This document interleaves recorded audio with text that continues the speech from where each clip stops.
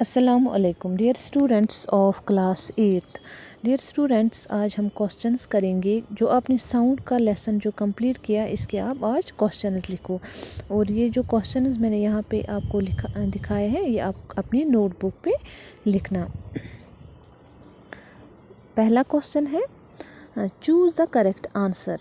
Sound can travel through gases only, solids only, liquids only. Solids, liquids and gases. तो 4 option दिए गए हैं, इनमें से आएगा D part, solids, liquids and gases, क्योंकि साउंड जो है वो ट्रैवल करती है सॉलिड्स में भी, लिक्विड्स में भी और गैसेस में भी। इसी तरह है question number 2, voice of which of the following is likely to have a minimum frequency.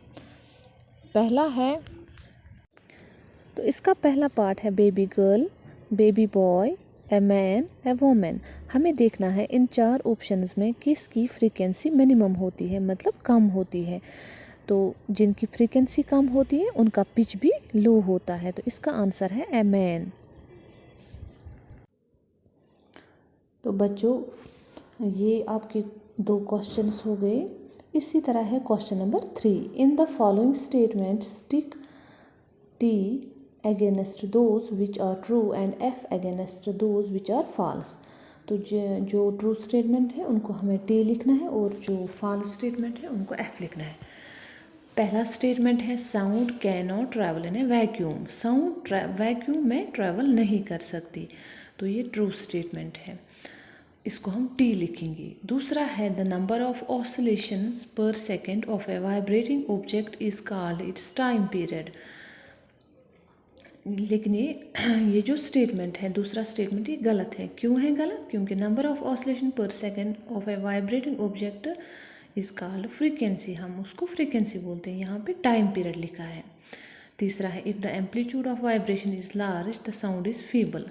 ये भी फॉल्स स्टेटमेंट है, अगर एम्पलीट्यूड लार्ज होगा तो साउंड फीबल नहीं होगी। फोर्थ पार्ट है, for human ears the audible range is 20 hertz to 20,000 hertz.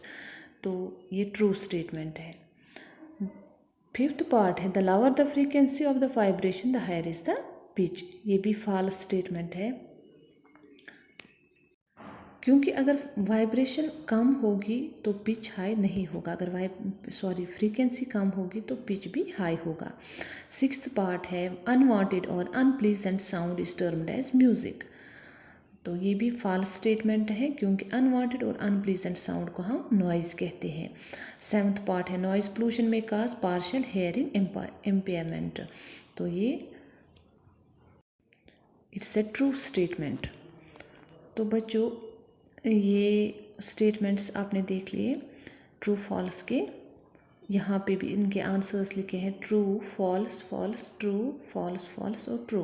ठीक है, तो ये आप अपने कॉपी पे लिखना। फिर इसके बाद क्वेश्चन नंबर 4 है, fill in the blanks with suitable words. हमें इन ब्लैंक्स को फिल करना है। पहला है, time taken by the object to complete one oscillation is called, इसका आंसर है टाइम पीरियड। दूसरा है, loudness is determined by the dash of vibration. तो लाउडनेस हम किससे डिटरमाइन करते हैं? एम्पलीट्यूड से। इसका आंसर आएगा एम्पलीट्यूड। तीसरा है, the unit of frequency is dash, इसका आंसर है हर्ट्स, HERTZ। फोर्थ पार्ट है, unwanted sound is called noise, unwanted sound is called noise.